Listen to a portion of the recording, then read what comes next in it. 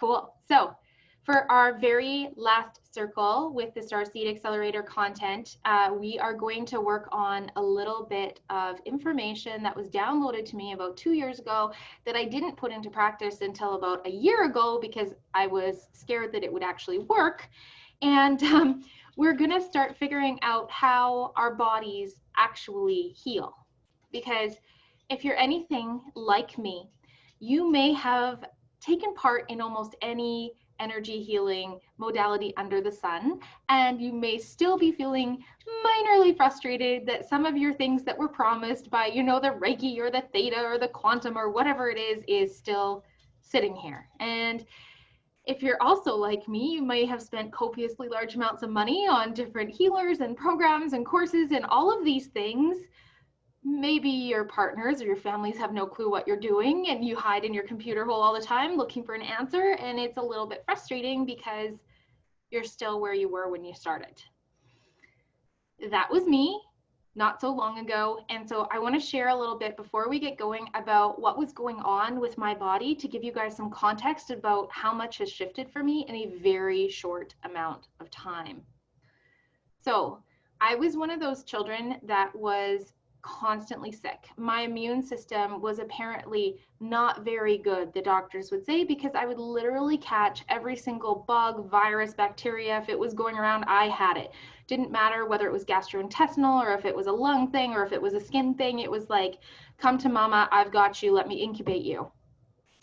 Every time I got a new set of vaccinations as a child, I developed a new set of allergies. 3 vaccinations I received ended up with me being in the hospital, one of which they weren't sure if I was going to come out. So for my body, it was incredibly sensitive right from the time I was very small, and it was dealing with a very high toxin load from a lot of the things that were coming not only in the environment, but also were physically getting injected into my system. Now, my mom, she was a registered nurse. She had her master's in nursing. In fact, she taught the nursing program. So she was very much by the modern medicine books, right? You get your vaccinations on time. These are the medications you take. If you're sick, you get the antibiotics. You don't go any of the natural routes. You know, it was always, if you have a cold, it's chicken noodle soup. That was my upbringing. She was very by the books that way. And so I had no clue from a young age that any of this alternative world existed, because in my family, it was take your antibiotics, pray to God. That was the system, and you hope that it worked. But as I got older, that didn't work so well, and I was still getting sick all the time, no matter what I did. And I got to the point where, you know, I bet you I was sick more days out of the year than I was healthy. And it affected what I was doing for a job. So I could no longer work for people because I was constantly having to call in sick, and they thought I was just getting drunk and partying at that age. But, you know, they said, well, you can't work here anymore. I was in a position where I was starting my own company and I had to cancel riding lessons all the time. Like, it just sucked. I couldn't stay in my system and stay healthy. Yeah, totally, Christina. Most of us are going to be very familiar with that particular system, right? So in my 20s, up until about 2 years ago, if you would have asked me for a list of my allergies, I would have been able to hand you a list that contained approximately 50, I think there were 53 confirmed allergies based on testing that were in there, 4 of which I was anaphylactic for. One of them is penicillin erythromycin, which is our most common antibiotic, right? I had to be very careful because every time I would go out to eat, something would irritate me and I couldn't figure out what it was. So that's just one part of my system. I also was an anxious basket case. So I was constantly worried about what was going on in the world around me. I was constantly picking up people's emotions and stories and feelings. And so it was very overwhelming for me to be in big groups or out in large environments. And even something like I'm doing right now, talking to like 139 of you, forget it. I would have been broken out in a full rash, sweating, right? Like vomiting probably, and definitely my tummy would have been evacuating because that's just where I was. Like, I could not hold my field. So coming forward, oh, and extreme anemia. There's the last one, extreme anemia. So I was a freaking hot mess, you guys. Now, if you want to ask me how many of those things still remain? One. The rest of it is all gone from what I'm going to talk to you guys about today.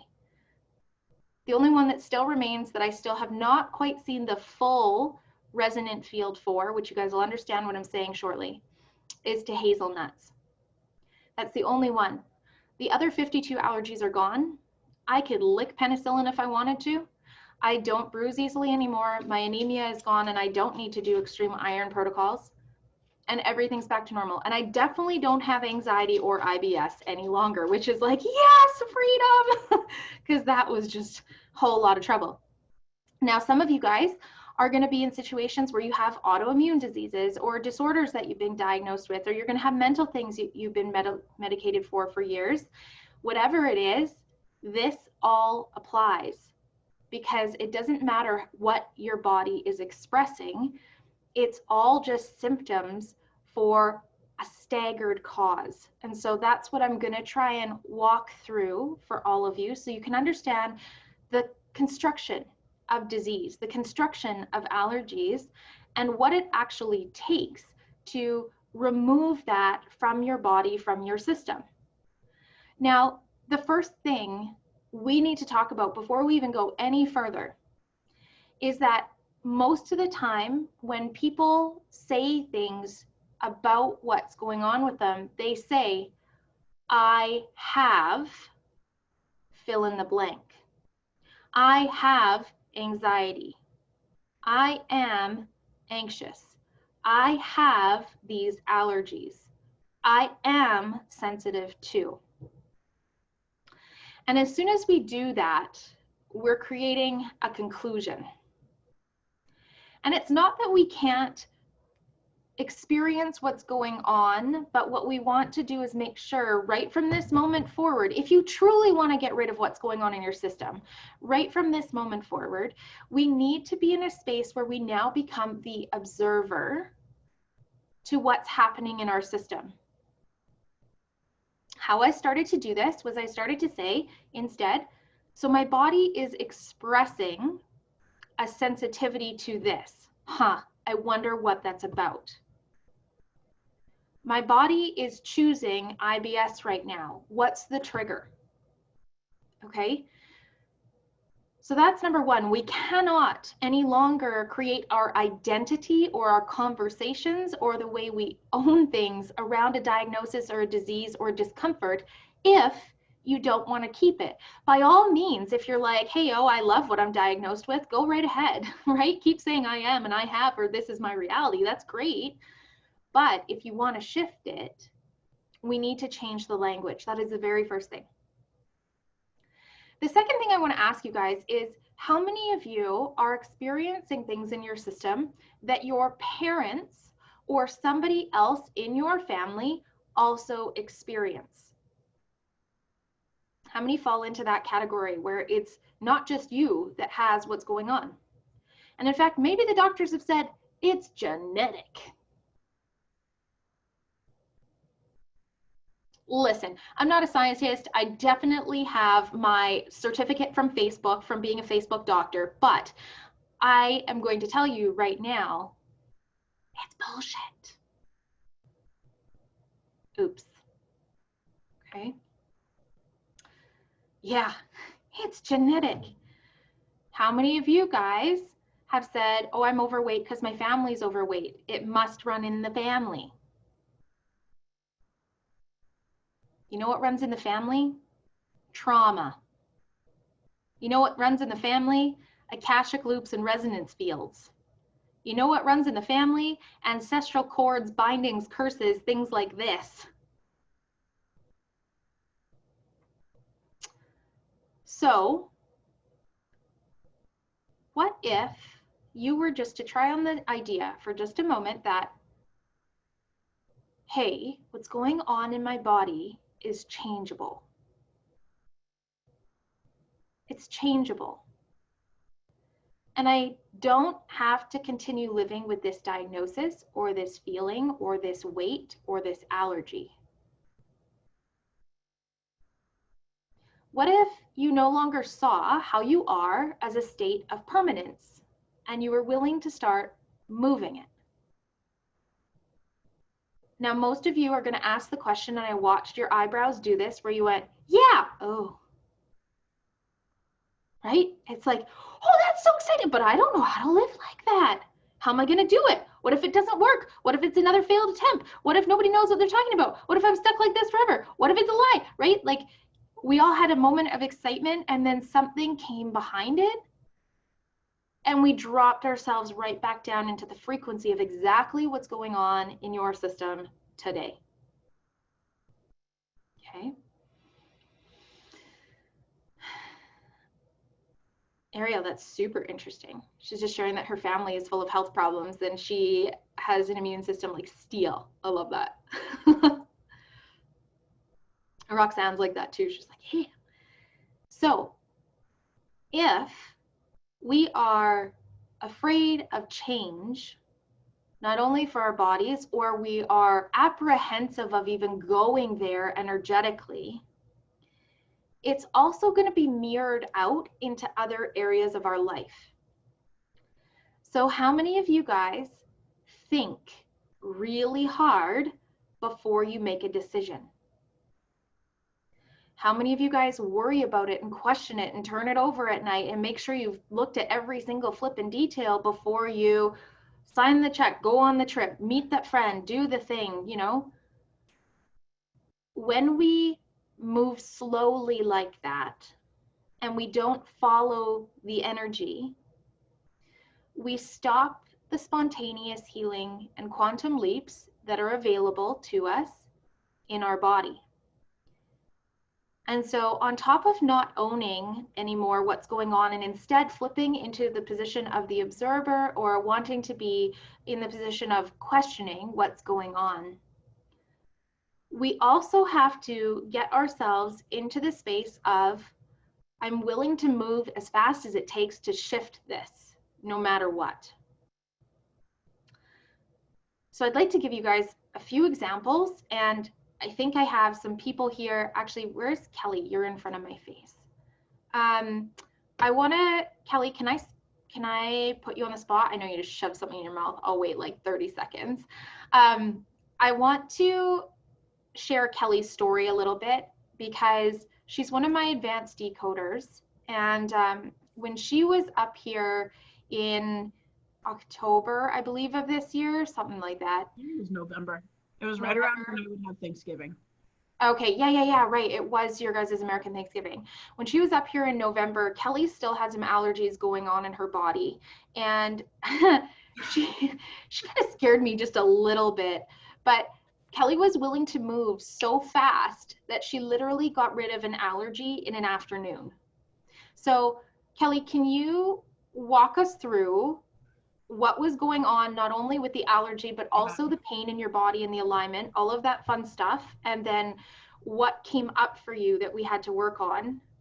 So when I first went to the Decodes retreat, I actually had been going to the chiropractor for about 6 months, 3 times a week to get my back adjusted so that I was in alignment.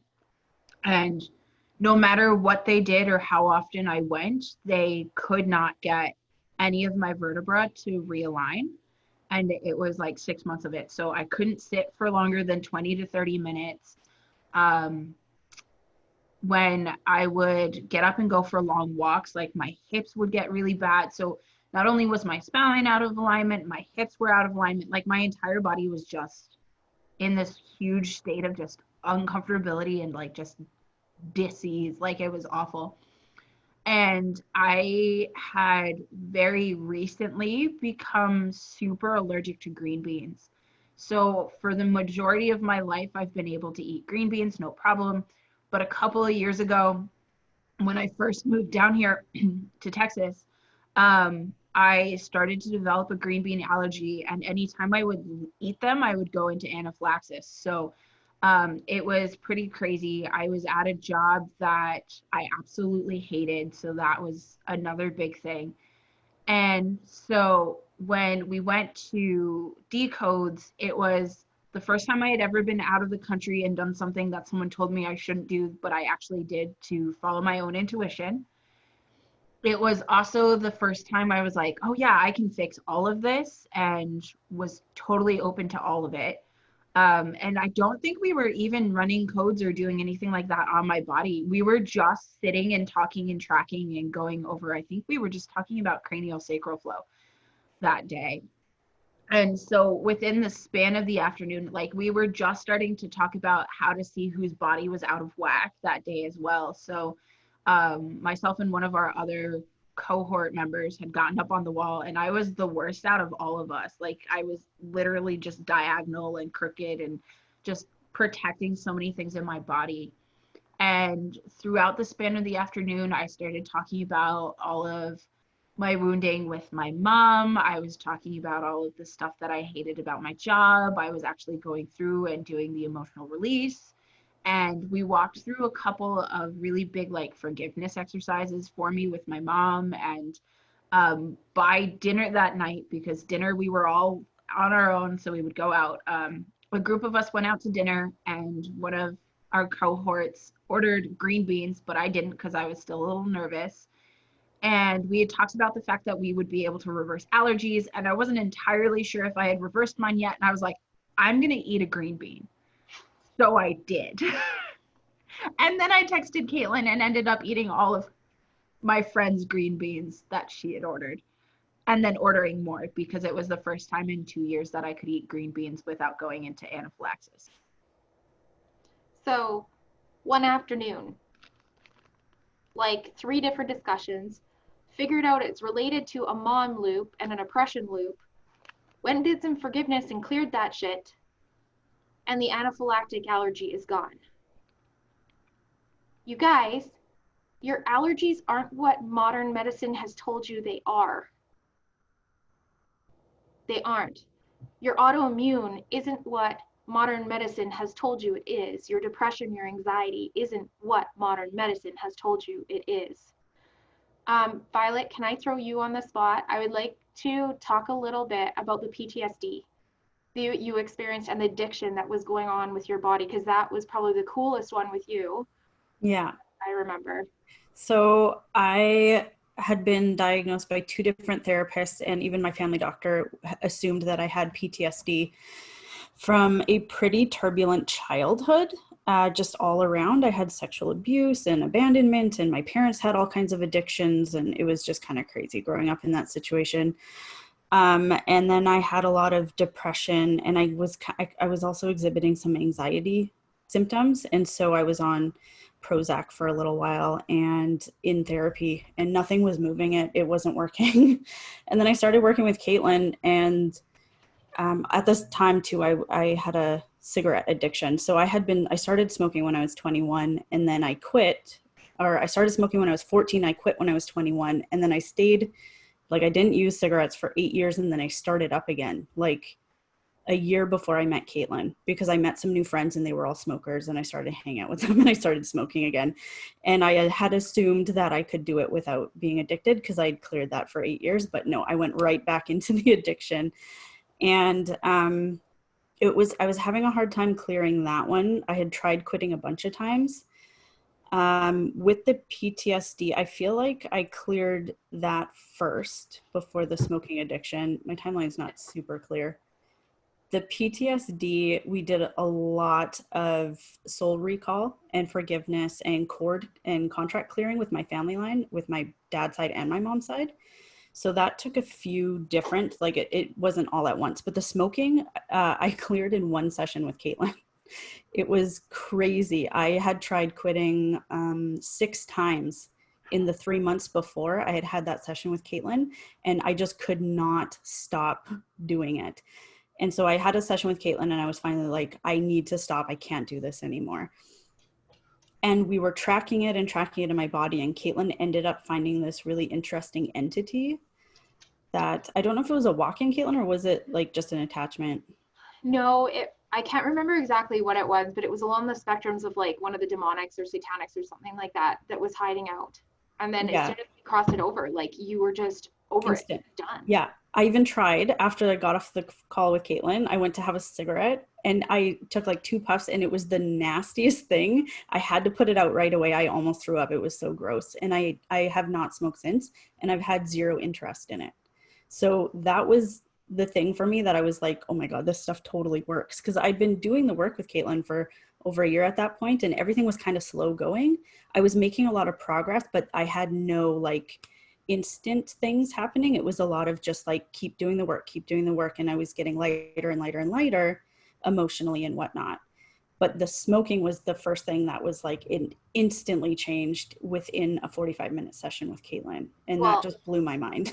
and with you, when you did that smoking session, that was your first hit, that it can literally be that fast. And it was funny because once Violet saw that, like once her body had that first hit of like, oh my God, I can spontaneously leap from here to here. I don't need to have this be continuous or to wean down or to do any of that crap that we're told we have to do to quit. She was like, oh yeah. And it was so fascinating to watch all of her capacities turn on and just turn way the heck up. Like, if you guys would have known her and met her 3 years ago when I did, because I literally have known her like a year to the day almost right now, like, which is, that's crazy. Or 3 years to the day. Yeah, I was going to say we met in 2017. Yeah, 3 years to the day. I wouldn't have said that Violet was the most in tune, intuitive, accurate, in flow, spontaneous person. But now, if you want a master question asker, you want somebody who can channel like a ninja, you go talk to her, right? Because she just zipped so quickly. And this is what happens. So you guys, here's what I need to tell you, is that it's not always even the really far out there advanced work that cleans up the stuff that's closest to home bothering us. You know, I think one of the things, if I could just give this to you guys, is that we're often searching to go higher up what we might perceive as the awakening or the accelerating chain, right? We want to get all the way up into the alien stuff because we assume that's where all of the absolute truth and magic is. But I have to tell you, the biggest quantum leaps I have seen my clients make has been right here in everything we're going to talk about today. Once they get this right, this is the foundation that everything else builds upon. Once they get this right, the body becomes clear enough that the messages get to start downloading, that your galactic team starts to come through, that you're able to actually start feeling like you're making a difference with the people you talk to and the things you're applying your energy to. So I'm gonna say, hands down, if I was gonna force my hand and make everybody on this planet learn something, it would be this. I would say to you, learn how to work with the telluric realm and the Akashic records with that, hands down. Because once you can do this, you can literally have the foundation to do anything. So we're going to look at something called a resonance field. I don't know if any of you guys have ever looked at this concept before, but a resonance field is kind of like a circular story that holds all this data together. And a resonance field could be seen as one particular set of information. So an example of this could be, let's go away from bodies for a second, just to something super simple. An example could be politics, okay? So politics is going to have its own resonance field. And on one part of the resonance field, we are going to see, let's say, the Republicans. And on another part, we're going to see the Democrats and the liberals and the pirate parties and the independents and all of this. Like, we're going to have all of these different beings on this same loop. Now, it's all part of the exact same system. So nothing is separate from one another. They're all on this circle. I'll just share this with you guys here quickly.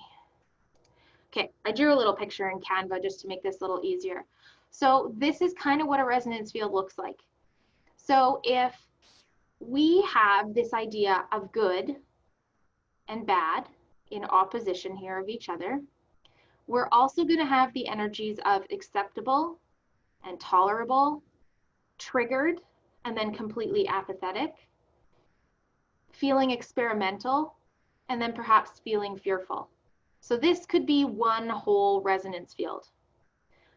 Now, in this resonance field, people don't like to play with the whole thing on every single subject.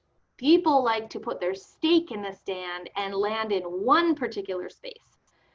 So for example, let's take, because everybody knows who he is, let's just take Donald Trump. Okay? Let's take Donald Trump, and I want you in your own head to decide, do you think he's good or bad? Just for funsies. You don't even have to say it out loud, just pick one. Now, let's say Mr. Donald, who you might think is a horrible, despicable being, or you might think he's the next Messiah, whichever, goes out and he all of a sudden figures out a way to get fresh drinking water to all of Africa, but you still think he's an asshole. Do you move from bad to seeing him as good in that moment?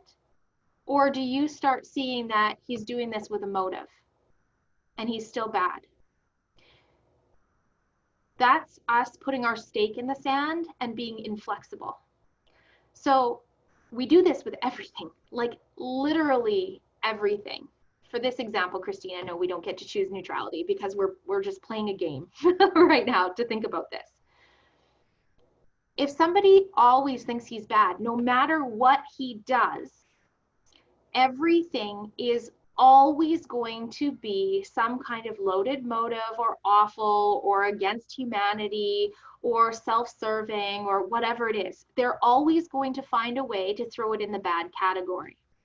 If somebody thinks he's good, everything he does, no matter what he does, they're going to always say, he knows what he's doing, he's amazing, he's got this going on, and they're going to always put him in the good category. But somebody who understands resonance fields and understands flow in a system is never going to become permanent in either of those dualities. Instead, what they're going to do is they're going to go, okay, I stand here. Here's me in the center observing the entire situation of what's going on. And in this moment, I see that fresh drinking water has been given to all of Africa. That's a pretty cool move. I really like that. So I might feel acceptable of that, and I might also feel good about that. Great. But in the next move, perhaps I get triggered because of how he's handling coronavirus. So I might then, in that moment, because of that action and my own things in my own body, experience a trigger to clear. But then perhaps he has an amazing interaction with another politician, but I don't give two shits about politics, so I might feel apathetic. Okay? The person who stands in the middle has flow because they can experience everything.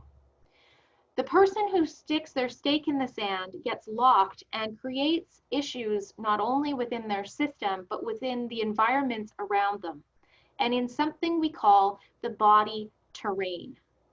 Okay. Thumbs up if this is making sense a little bit so far. Okay. Now let's take a resonance field, and this time, instead of good, bad, right, wrong, all of this stuff, let's put a McDonald's cheeseburger on it. Roxanne, that's amazing. Her face was just like, oh God. Let's put a McDonald's cheeseburger on it. Okay? And you put the McDonald's cheeseburger here, but to you, what is the opposite of that cheeseburger? Maybe it's a fresh kale salad with a side of wild harvested berries and, wild onions from the mountains that nobody's touched, and there's absolutely no GMOs on it, right?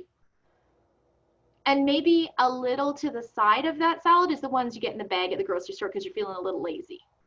And maybe to the side of that is like, well, my meal's half prepared and it's half not prepared, but I guess it's better than the McDonald's cheeseburger. And maybe just on the side of the McDonald's cheeseburger, you're like, I'll only eat the fries because at least there's no meat and cheese in that, right? So we start building resonance fields about everything. We create polarities and dualities about everything as humans. I think it's our favorite activity to do, to be honest. But what if our resonance fields are actually doing this? Oh yeah, we can make them shit brown. That's fun. Okay. So let's go back to my example that in my body, I had, let's take almonds because that's a really recent one that I can give you guys. Okay, I'm going to say almond allergy. Okay, so this is an almond allergy over here. On the opposite side of this almond allergy thing, and this would be all my allergies, would be allergen-free. Then we might have one over here that is lightly sensitive. And then we might have one over here that's just kind of indifferent. Okay, so let's just take a really simple, here's my almond allergy, and this is where my body was sitting. So when I first started this work, I was experiencing this. Every time I would get near almonds, it was tainted, and like all the grocery store cookies and cakes always drove me nuts. I would have a big reaction. Now, what if that almond allergy was stacked with another resonance field? And instead of it just sitting on its own, the almond allergy was actually tiered. So we're going to make this into a somewhat 3D shape-ish. I'm not a graphic designer, so you know, don't judge me too hard. Okay, so we'll have this almond allergy. At the time that this was going on, I also had a codependence issue. Dependent. Oh my God, I can't spell today. Who cares? Okay, so I had a codependence issue going on. And my codependence issue was that I had this thing that if another female who was older than me didn't validate my ideas or my feelings, I wouldn't go ahead with them. I was constantly seeking validation outside of myself. But what if there is another resonance field on top of this, and it was stacked again? And up here, I was also experiencing, on this very same loop, an abandonment issue.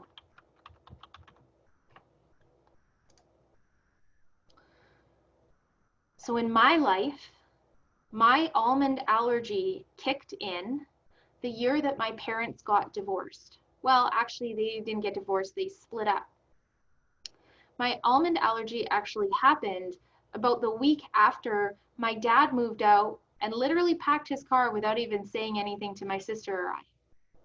Like, just see ya, he was in the driveway, and I'm like, Dad, what's going on? Where are you going? Like, we knew things were bad, right? But we didn't know what was happening. And in that moment, because my mom was already not present to me, and I grew up in a very abusive household, between the two of them, I started going, okay, well, now I can't play the game between parents about who's going to protect me when the other one's triggered, because I used to play them against each other to keep myself safe. Within a week, I developed an allergy to almonds, anaphylactic. I also started seeking a secondary mother figure. So all of the families I nannied for, all of the moms used to love me because they would come home, their houses would be clean, the kids would be happy, there'd be new crafts done. Like, I used to do the dishes and the laundry. Like, I was everybody's favorite nanny. It was a thing. And they ended up kind of like half adopting me. Like, a lot of them felt sorry for me in the situation I was in. So I had full-time nanny jobs from the time I was little in the summer and stuff, and always babysitting for these guys. And so I started looking for alternate mother figures instead of learning to stand on my own 2 feet. So all 3 of these things, we're completely interlinked within one another. And they were staggered because the abandonment came from the father side, but the codependence came from the mother side. So I had to look at both angles of the parents. Now, to clear this out of my system, what happened was I realized that my body was still holding on to that trigger moment of my dad leaving as an Akashic memory and a PTSD loop. And when I cleared that, so that very first abandonment loop then was gone, all of a sudden I could see the codependence and how I had put all of these backup mothers into my life. And when I forgave myself for that, and I was willing to see myself standing on my own 2 feet, and I realized, you know what, I actually didn't come into this lifetime to have a mother. I came in with all of these memories and my intuition and stuff intact. And I was able to forgive not only my birth mother and go through that, all of a sudden, my almond allergy disappears. So I could draw you guys thousands of these, thousands and thousands for almost every single client I've ever had. And it could be for any autoimmune. Some of it's going to be just this life, but some of you guys, we might even have to go past life to pull it all through and together. But every single issue you have running in your body is running on one of those resonance loops. I'm just going to scan the comments here for a second because I know this is kind of a big thing. And Violet, if you've seen questions that you know I should for sure answer, let me know. Okay, so Lee, this is a good question. She says, so does the resonance field affect truth testing? Kind of. Truth testing is really difficult if we've already got our mind made up about something. So if you've already decided that something is the way it is, and you already have an outcome there, and you go to try to truth test it, you're likely not going to get an alternate answer, even if it was the truth, because your body has already sealed it as so, right? So yes, it can affect it. You can bypass it. So I use a bypass statement sometimes where I'm just like, okay, if I wasn't going to allow my ego to have a voice at this table, my brain did not have influence over this answer, then body, truth, and then I would fill in the blank. So I will use a bypass all the time if I am questioning that. But yeah, if you've already solidified it as something you are pretty sure is real, then I would be running clearing statements on it first, then emotional release, and then truth testing. There would be a process there.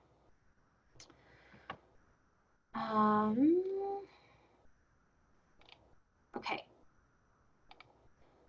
How can you figure out which is connected with which? Timing. Timing. We all have patterns, all of us. And if we start paying attention to when things kicked in, we'll start noticing that there's other events that are very close, either before or after, usually before that trigger event sets something off. And so what I always get my students to do, and what all of you guys who are in the academy are going to start doing on Sunday after we teach this first lesson like fully in depth, is we're going to be going back and making a timeline of the major events in your life. And then we're going to be going and looking at what are the issues in your body and approximately when did they kick in. Okay, because it's really interesting. You can start finding all of the correlations really, really quickly if you just draw it out like that. So I can give you guys a quick example. If I went and looked at when my body decided to put on 45 pounds, I can tell you that I put on the 45 pounds when I was in the victim story about having to deal with my codependence loop, and where I thought my world was falling apart and where I was going through my dark night of the soul. So it's pretty easy for me to then go, okay, well, my body is holding weight right now with this particular trigger. And then we start looking at, has this happened before? So those of you that can get into your Akashics, you would use that. Those of you that can't yet, you would just look at what's happened in this lifetime, because we're here. So we can clean a lot of stuff up by just even looking at the here and now, okay?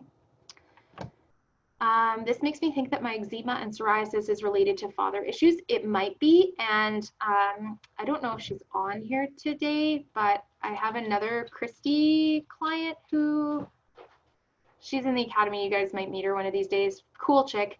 Her psoriasis was completely walk-in related and cleared up within 4 days after removing her walk-in. So yeah, bodies are fun. I want to work with my fear of needles and would like to know how to dig deep. So that's what you would use your Akashic records for, to find out. A lot of people who have fears of needles have been a part of a lot of the experimentation that has gone on, not only on this planet, but on other planets and things that have happened, and they know what's on the other end and inside those needles, and so they avoid them like the plague by creating phobias so they don't have to go near them. Hey-o, I'm one of those. Like, you can put acupuncture needles in me now, but anything else, pound salt, I will kill you. Not even an exaggeration. Okay, used to play that game with my parents, but not for that reason. Yeah, it's interesting. Mom moved us to Idaho without us knowing, went for a trip and then surprised we were getting divorced. And oh yeah. So I would totally be looking at that event, and I would be looking at all the circumstances that came and then what your body did and your mind did to react. What kind of relationships did you seek out? Where did you go and spend your money? Where did you go and spend your time, right? Amalia sharing, always looking to please someone who would value me over giving. Oh yeah, that's a big one for so many of us, for sure. Okay. Could dating narcissistic men who use manipulation frequently be related to childhood abuse? Yes, and. So the narcissist loop is sometimes, I'm going to be careful how I word this because please don't create a conclusion about what I'm going to say because there are multiple layers to this. The narcissist loop is highly connected to those of us who are really still dancing with the idea that we want to be an empath, and those of us that are still running a piece of tech. And I mean, you guys can check yourself if you have it. It looks like this big rod, like I'm going to use the visual of my arm. Sorry, I have no other way to do this. It looks like this big rod, like your forearm, with a claw and hook that comes down through the vaginal canal or down through the guts if you're male and wraps up and hooks on to the front of the pubic bone. So a lot of people who have been involved in any of the sex trafficking, molestation, the rape, anything where we've been in narcissistic relationships where our body and our voice hasn't been our own, will have that piece of tech. And we have to go in and destroy and uncreate and a little bit of work with some of the collectives that are on the other side to completely unplug from that system and then take that plug out. It's really interesting because that thing will also drive an obsession with understanding sex or an addiction to having sex. And it'll be almost insatiable. It's really interesting. It's like you want it so bad and then you have it and it's always falls flat. The other thing that I noticed with that one is that a lot of times people will get told, well, you seemed like you wanted it, because it literally has like a beaming signal that triggers something in another being's mind. It's like a come hither frequency. So that's something that we have to always check in those kind of cases, for sure. How do you track what it is? Is that the client or that I teach all my students to do it, Gary, because there's only one of me and there's hundreds of you, and I'm sorry, I'm lazy. I would rather teach a man to fish so that you can work for the rest of your life. I mean, I can only do so many one-on-one sessions and help people, but if I can teach you, you get to go teach somebody else, right? So yeah, I like to teach how to do it instead. Okay.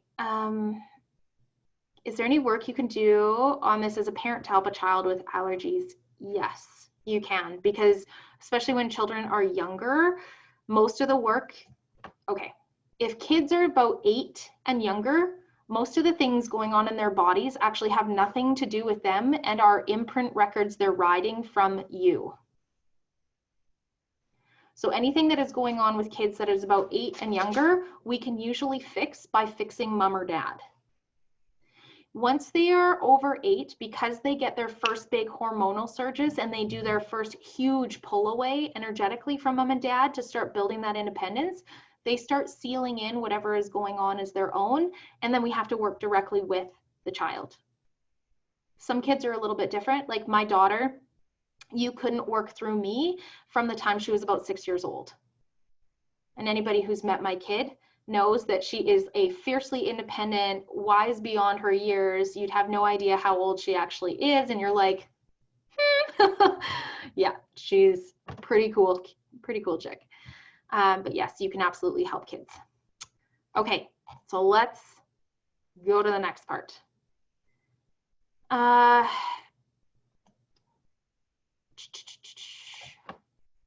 So all construction of any disruption that is going on in your body, regardless of what it is never going to be a singularity. It's always going to be built out of a few different frequencies, a few different dimensional fields, and it's also going to be affecting one or more of the 5 energy bodies that we carry around in this system.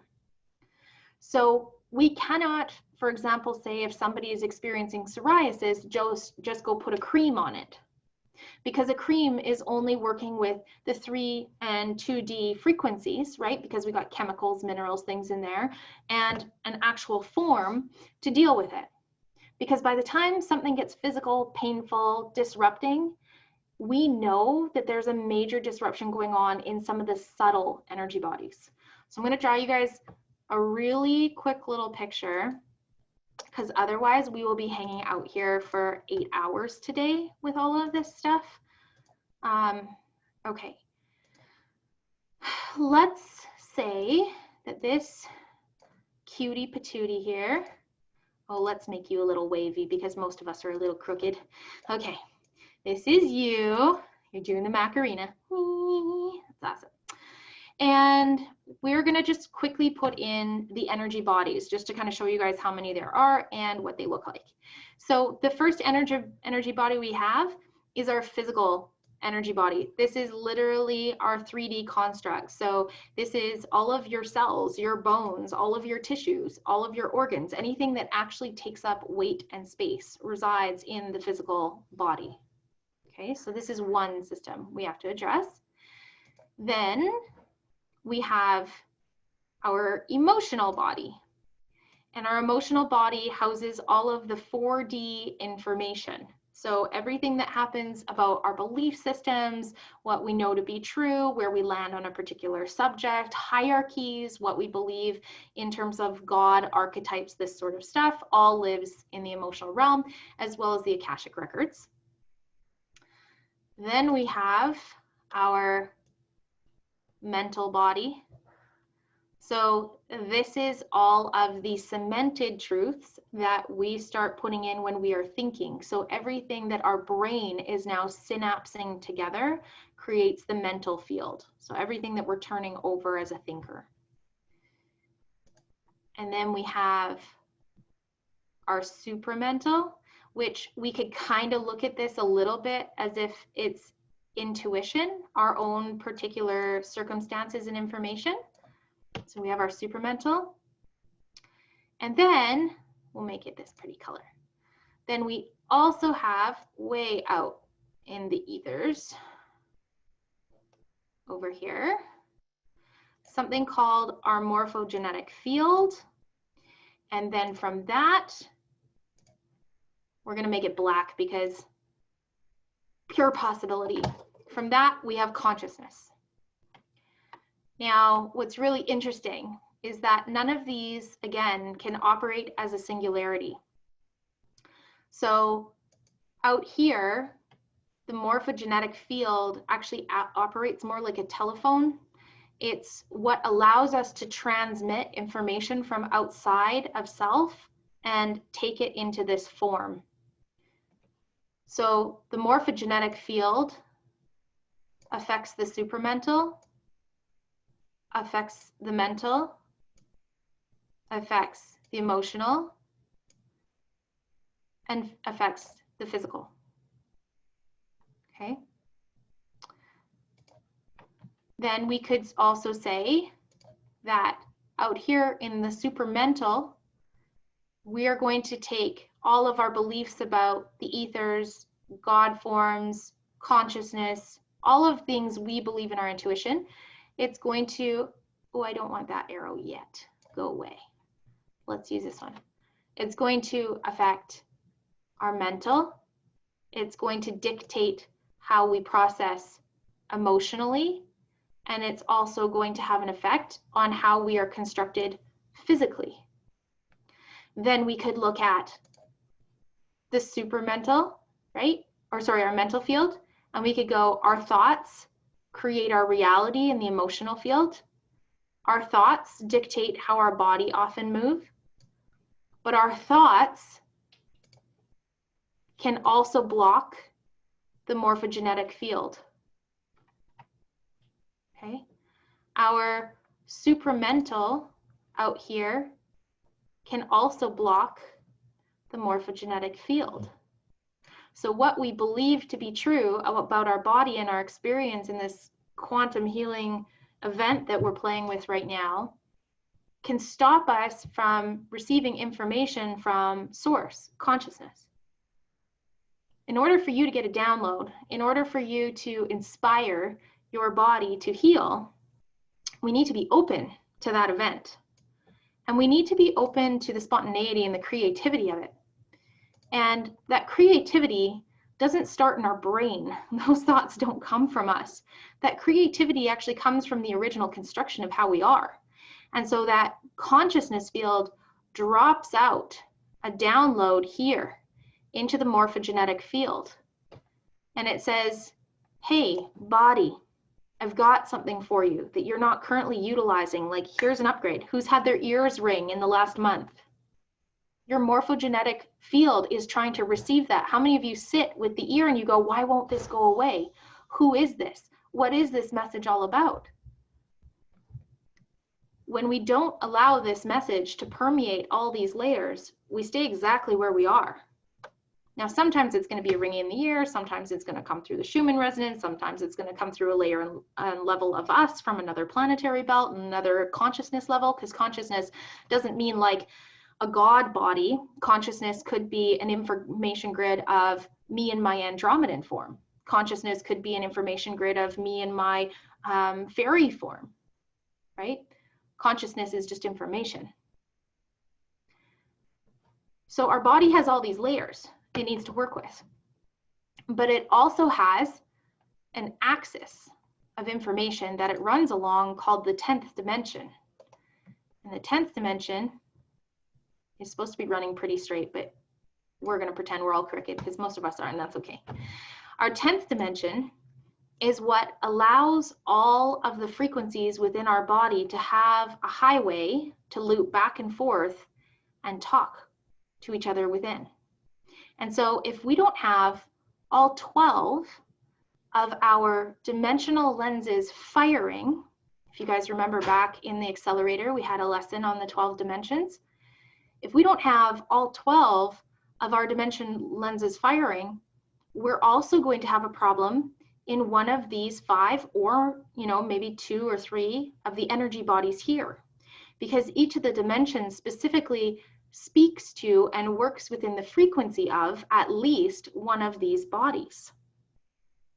And each of the dimensions, not only with each of these bodies, also works within a network or a highway within your organs, your glands, your bones, your tissues, your blood, your hormones, your nerves, because we are a beautifully complex organism. Now, do you need to know everything I know about bodies to fix yourself? Yes, no. Yes, no. No, you don't. The only thing you need to be willing to do is be spontaneous and creative. And be willing to have a miracle that you can't explain happen. So how many of you guys would describe yourself as type A people? You like to be organized, know what you're doing, you have your ducks in a row, you double check your work, you have to know what you're doing tomorrow, the next day, and the next day, and if your schedule isn't planned out, you're probably not going to operate very well. How many of you guys are in that boat? I'm seeing some hands and arrows pointing at people's heads. Used to be. Deb's like, nope, nope, nope. Listen, there's a reason Violet is my right-hand woman, because geez Louise, I do not fall into that category, and I would not operate very well on my own in terms of organization. But the problem is, if we need that in every single layer and level in our life, we block spontaneity also in our healing. And some of us need to really feel like we are in control of the outcomes of our bodies, right?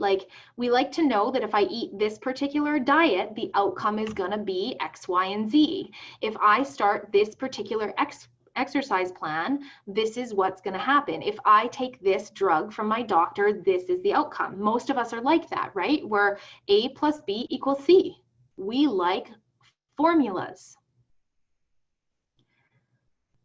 But what if there really isn't an A plus B equals C? Not in the logical sense anyways. What if it's literally you get triggered, you chase it, you heal it, you end up eliminating whatever your issue was? But what if you didn't even know that was the issue to begin with? What if you didn't even know that that was the resonance field it was attached to?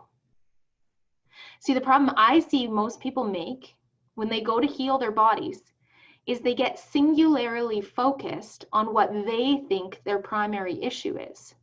But what you think your primary issue is by the time you come and talk to somebody like me, it's like tertiary, quad, sync, like it's way down there.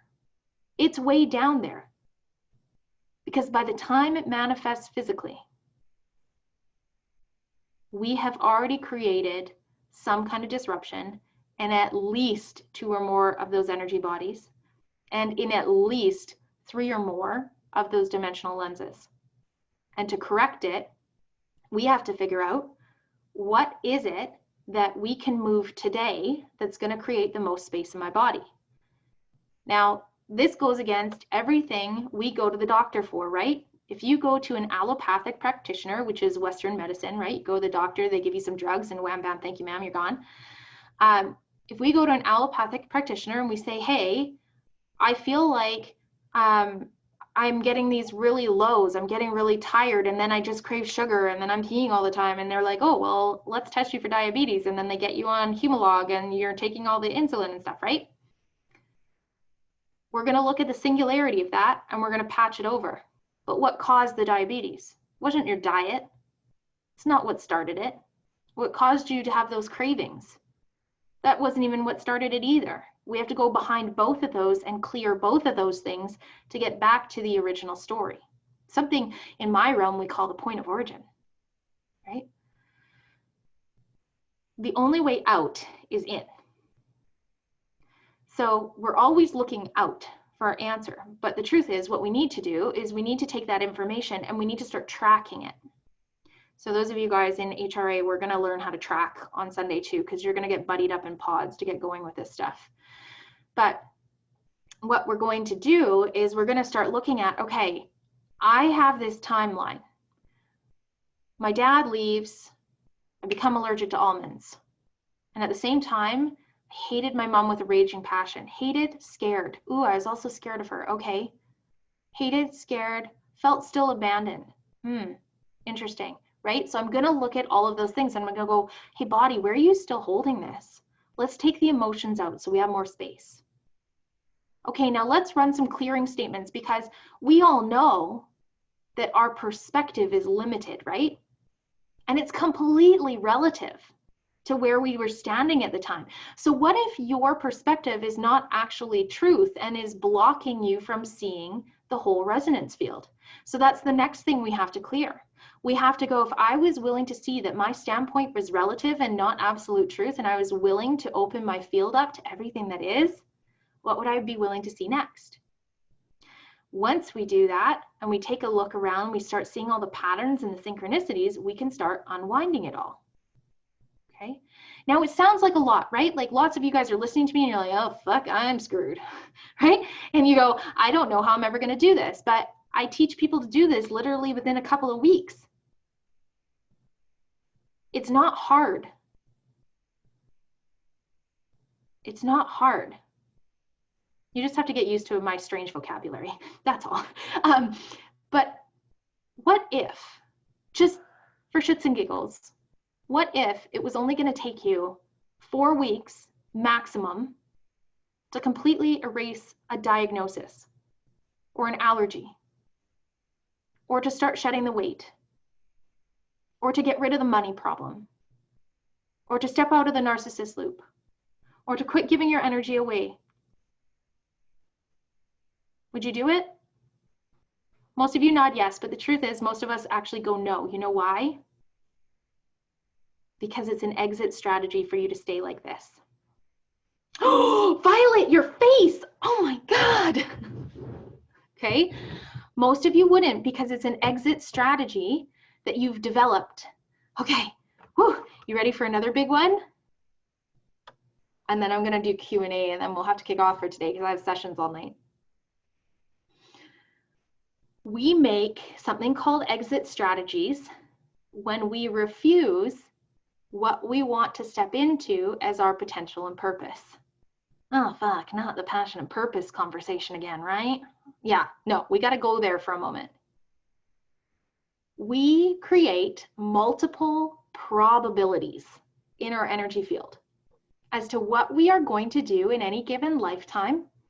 And if we get scared or we don't find the right triggers, or we're like, maybe not this time, next time, we will go from, I'll just use my own example because this one's funny. Let's say I go from doing what I'm doing right now to, screw it, I'm just going to open a day home. I'll look after everybody else's kids and sing E-I-E-I-O every single day and play with Play-Doh, like, because I'm really good at that. That's my exit strategy from this. But my exit strategy from this also comes with weight gain. Because when I gain weight and I get chunkier, I won't put myself out there on YouTube or on camera.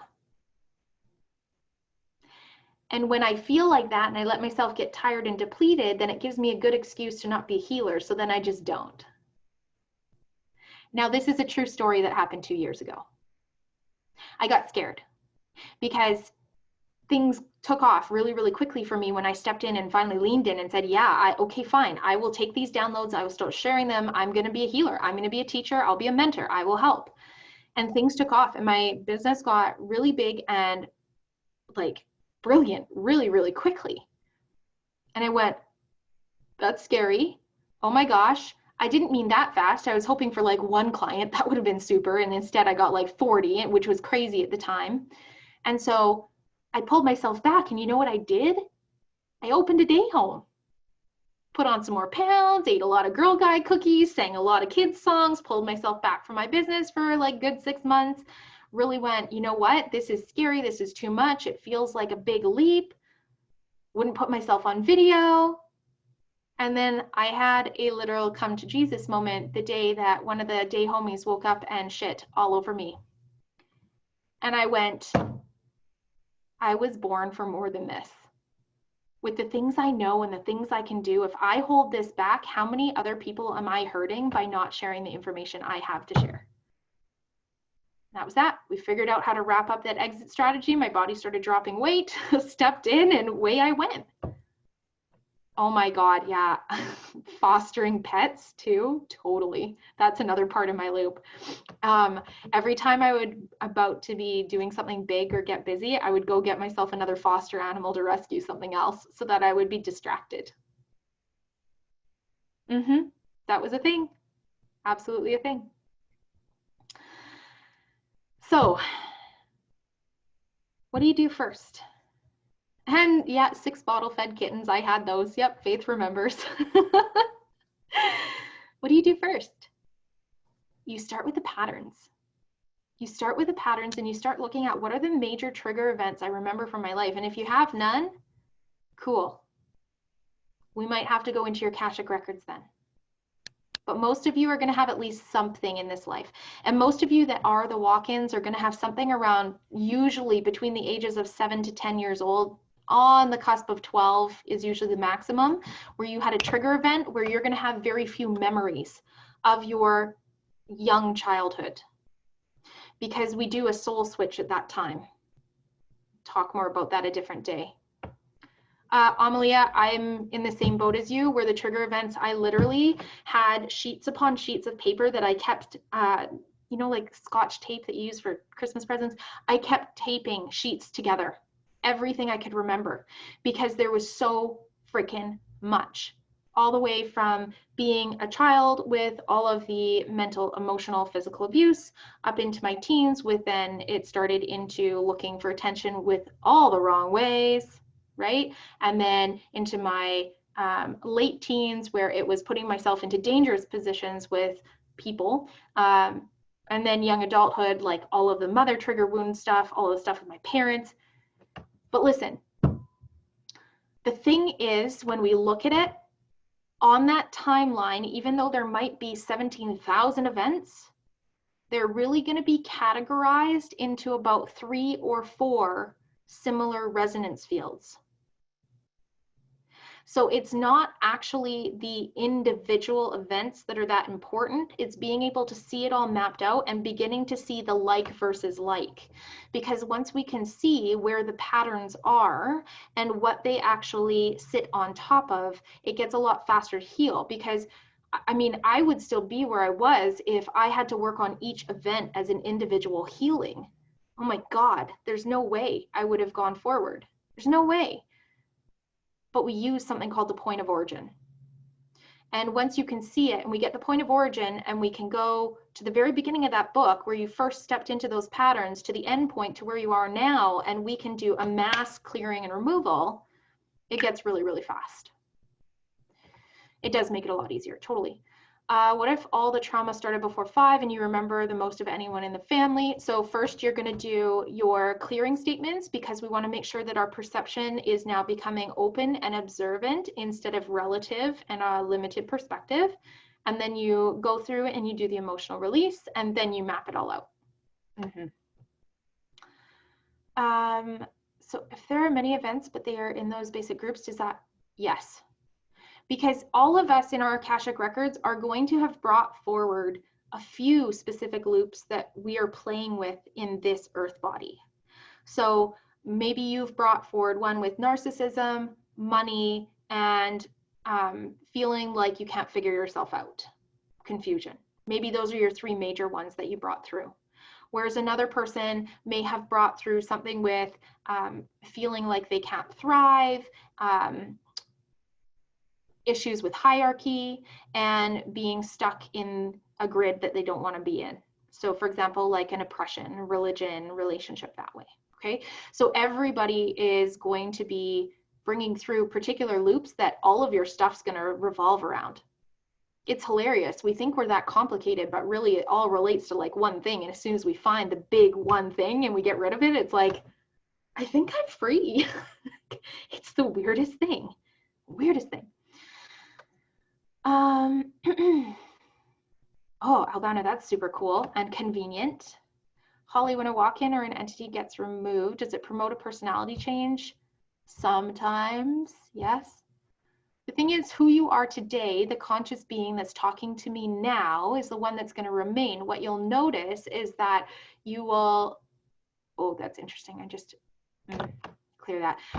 What's interesting is you will notice that you are able to maintain a more even keel. You won't feel so spiky in your personality, in your thought patterns, in your emotions, or you won't feel so dead inside. That's another thing I get from a lot of my clients when they have had walk-ins for a long time. They find it hard to feel anything, some of them, and so a lot of them will start getting heightened emotions back. Like they will get really, really hyperactive for a little while, and then it simmers out. So yeah. Oh, there you go, Holly. My computer just reminded me I'm talking to you tonight. I was like, what does that sound? Oh, I'm meeting with Holly. Convenient. Well, let's talk about that in 45 minutes. If you don't have any trauma, in this lifetime and you still have something going on in your body, then you would have to use your Akashic records to go back. And you still create your own Akashics in this life. So it might not be related to anybody else. It could have been minor in the grand scheme of things. So don't forget that even though my trauma might sound like absolutely horrific to you, your body might have registered somebody eating your favorite M&M as trauma, right? So we can't rate our experiences against somebody else's. So just be open to the fact that what you may have perceived as really intense for you may not have been intense for me. Okay. Is this clearing taught in decodes only? Some of the advanced stuff, yes, but we're going to do a lot of it on our Sunday night classes in Healers starting this Sunday, Renee. So no, it's not all decodes. To me, this is the foundation stuff that I think everybody needs to have really to be successful in decodes and to feel like they can fly. So yeah, Sunday night, we're going to start with all the pattern stuff and just deep dive into that segment. If we recently collapsed a trauma in our records, do we still include it? I would circle back to it and test it and see if there's still any triggers around it and see if there's like portals that you can follow with it. Can you fix a loop without really trying? Sometimes, yeah, why not? Why not? What time on Sunday? 6 p.m. Mountain Standard. Can blood transfusions affect this? Like yes. Yes. Full disclosure, I'm not an organ donor. I don't donate blood. If I get in a car accident, nobody's getting my kidneys. Now you might think that's pretty selfish sounding, right? Like you could save a life, but I'm like, do you know how many walk-ins and issues I clear in other people's bodies because of these things? Like the crap I see that we transfer. So the problem is when somebody does a blood transfusion or donates an organ, a lot of times they will actually bring the other being's implant records into their field, sometimes even walk-ins with them, sometimes even full soul splits. So yeah, definitely if you have something going on with that, then we would definitely want to get in there and do some clearing on it, for sure.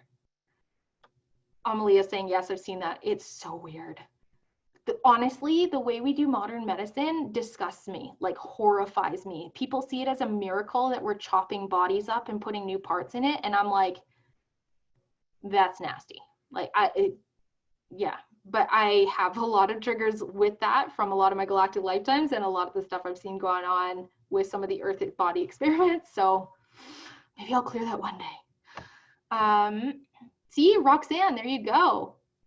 She just figured this out. My wheat allergy started right after my C-section with my daughter. So Roxanne, you know that you're going to have to do not only a toxin release because epidurals leave residual and imprinting in your body for a very long time, but you're also going to have to look at all the emotional events from that particular C-section, right?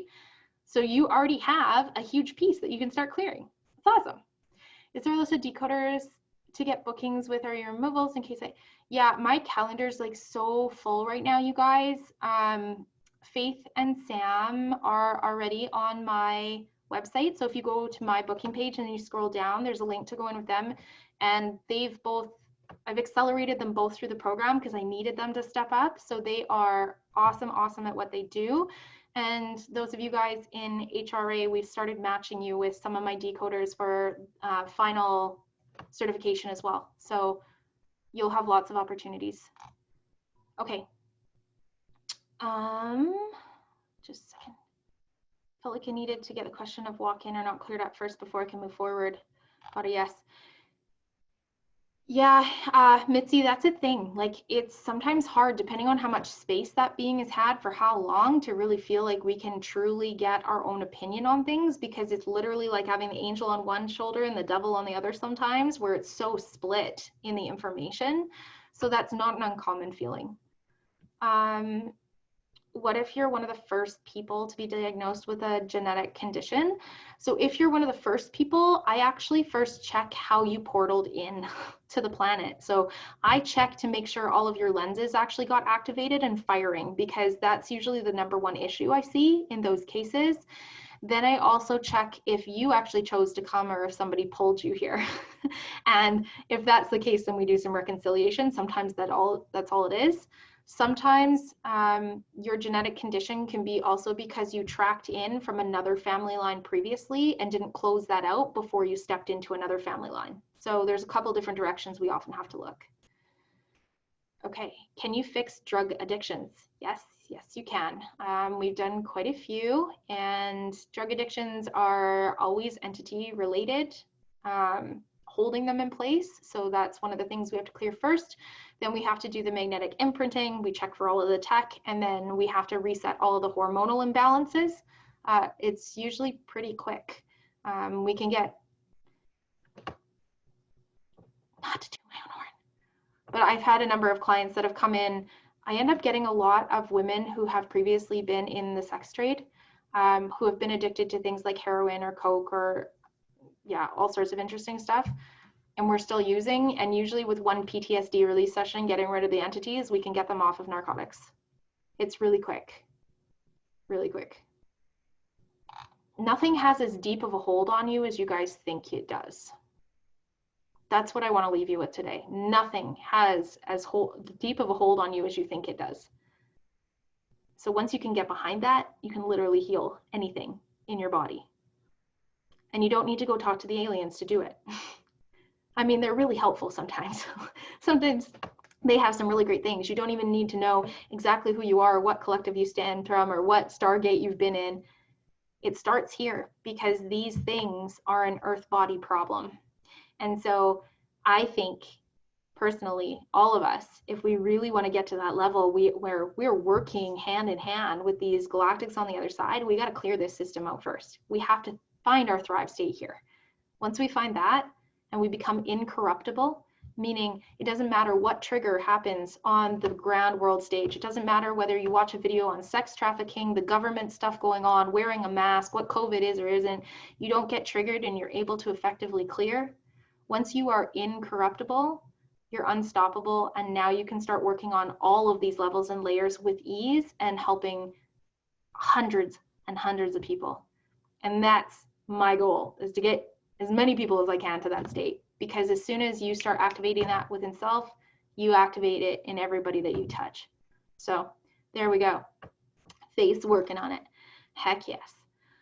Okay, guys, I have to wrap it up for today. I just want to say a big thank you. I know it has been a crazy, amazing month. We've gone through a lot of information in a short amount of time.